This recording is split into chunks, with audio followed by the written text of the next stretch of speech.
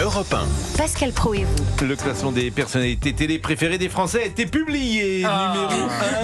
Numéro 1, c'est Cyril Ferraud qui effectivement fait partie de ces jeunes gens qui ont beaucoup de qualités. D'abord, il a un beau physique quand même, ce qui aide. Et il est doué, il fait plutôt de la variété, très souriant. Et ils sont sympathiques. Alors c'est vrai qu'ils sont dans un univers où tu ne donnes pas ton avis, où tu n'exprimes pas de polémique. C'est quelque chose, c'est plus difficile. C'est ambiance tirage du loto. Ben voilà. Bon, le deuxième c'est Nikos Aliagas et c'est mérité parce que Nikos est très gentil extraordinaire. Aussi. Il traverse les années. Il est au sommet. Bien sûr. Mais il était au sommet. J'étais tout petit. Je regardais déjà la Starac. J'ai 30 ans. Je regarde encore la Starac. Il est très sincère. Physiquement, il n'a pas bougé. Vous l'avez connu quand il est passé à Europe. Il était encore il faisait la matinale d'Europe 1 et c'est un garçon délicieux parce qu'il est sincère et effectivement, il donne pas spécialement son avis, mais bon, on ne sait pas ce qu'on lui demande. C'est pas le format. C'était pas le format à l'époque. Et voilà, c'est un garçon très attachant. Et il est journaliste de formation, journaliste d'actu. Il a présenté le journal. Exactement. En Grèce. Bien sûr. En Grèce. Et il a fait la matinale d'Europe 1. Tout à fait. Bien sûr. Il a fait la matinale d'Europe 1 pendant 2 ans. Bon, Nikos Aliagas, c'est le numéro 2. Numéro 3, c'est Julien Courbet. Julien Courbet, qui est sans doute un des animateurs les plus talentueux de sa génération. En impro, c'est exactement. Nous, on l'a connu dans une autre maison, et c'est vrai que ce qui est intéressant avec Julien Courbet, c'est que le concept, c'est vrai qu'en radio, le concept existe peu. T'as rendez-vous avec un animateur.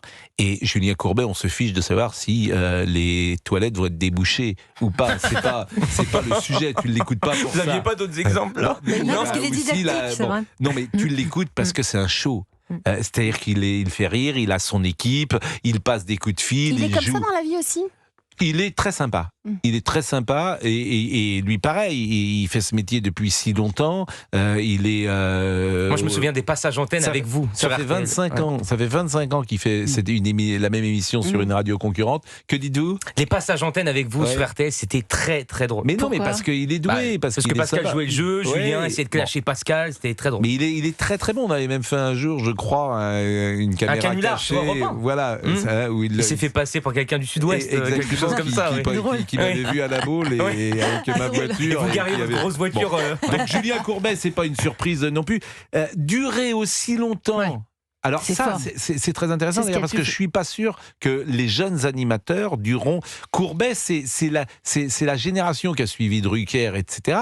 Mais je suis pas sûr qu'il y ait derrière des carrières aussi longues, des gens qui feront 30 ans de télévision ou de radio, ça sera pas si fréquent. Faustine Bollard. Un bon entendeur. Salut. Mais non, mais c'est l'info, c'est autre chose. Ouais. L'info, l'info, vous durerez. Il y aura toujours de l'info, il y aura toujours du journalisme.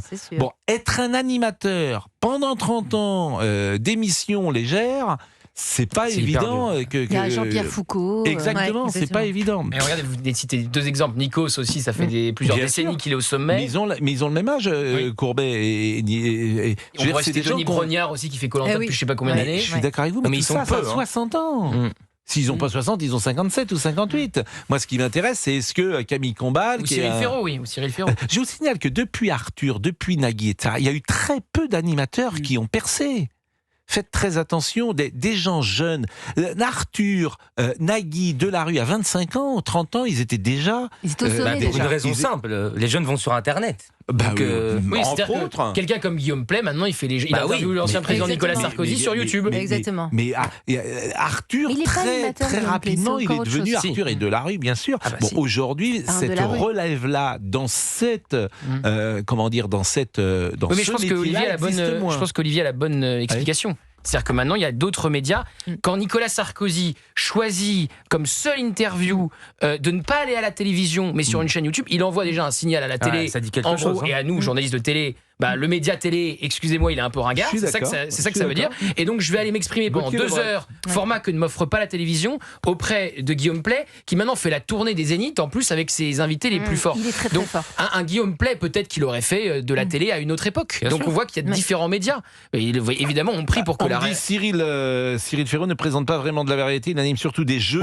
Tout le monde veut prendre sa place. C'est la carte au trésor. 100% logique, qui cartonne. 100% logique, là. Ça a cartonné, mais comme le dit Fabrice Lafitte, il y a 30 ans, il travaillait qu'Arthur sur cette chaîne. Et au même horaire, 16h-18h, Arthur et les pirates. Arthur et les pirates, c'était il y a 30 ans, en 1995. Il y a 30 ans, donc.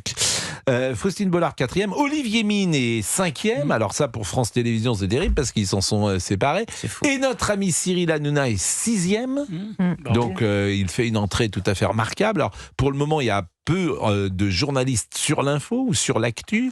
7e Camille Combal, 8e Jean-Luc Reichmann, 9e Karine Le Marchand, 10e Cyril Lignac, Philippe Etchebest est 11e et surprise puisque je suis à la 12e place, mais je suis pas seul de CNews.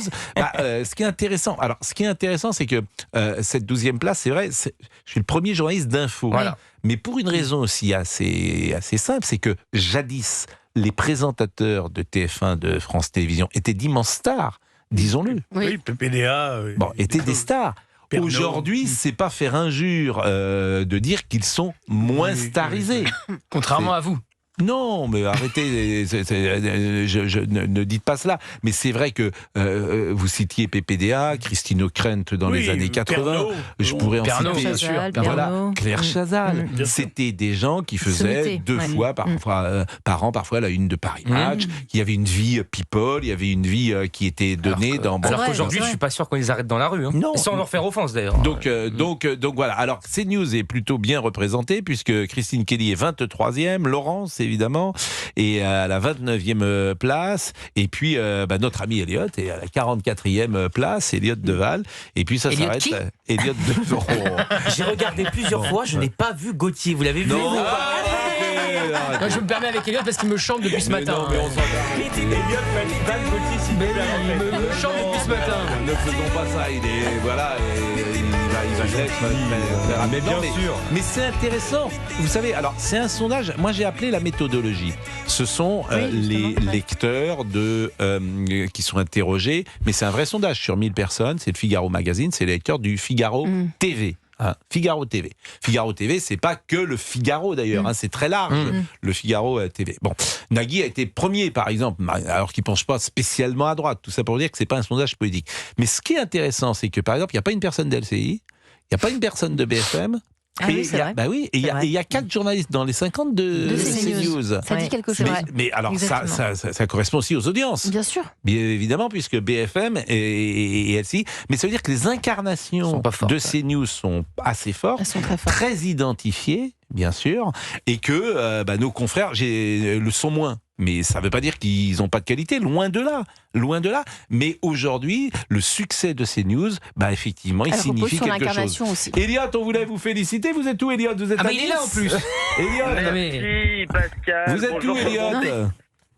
Je suis dans le taxi pour tout vous dire. J'ai passé l'après-midi à faire les derniers cadeaux de Noël. Ouais. Et il y a le plus beau des cadeaux va arriver dans les prochaines heures puisque j'ai ma belle-sœur qui est à la maternité et qui attend son deuxième enfant. Je vais être tonton d'un petit garçon dans les prochaines heures. Et moi, on m'a dit que la sœur de votre belle-sœur, qui serait donc votre femme, pourrait être aussi à la maternité bientôt. Écoutez, je ne sais pas pour l'instant. En tous les cas, c'est un très très beau cadeau qu'on fait. Bon, vous êtes, mais donc c'est un enfant qui va naître le jour de Noël. Non, on est le 23, on est le 22, Pascal. Ah oui, non, mais c'est sûr, l'enfant naît aujourd'hui. Je pense que c'est une question d'heure là. Ah bah oui, une question d'heure, ça c'est la nature. Et quand je dis la nature, parfois c'est Dieu qui décide. Et vous savez que ce qui est drôle, c'est que sa sœur, donc ma nièce qui a 3 ans maintenant, elle est née le 23 décembre et son petit frère va donc naître très probablement dans les là le 22. Manifestement, la période de reproduction chez ces gens-là est au mois de mars. Appelez mon frère pour lui demander. Non, mais c'est joli de naître d'ailleurs. C'est très joli. C'est le plus beau cadeau qu'on puisse avoir. Vous êtes où là? Vous êtes à Nice ou vous êtes à Paris? Non, je suis à Paris. Parce que je vois beaucoup d'Instagram passer sur votre vie niçoise. Il se cache pas, il se cache plus.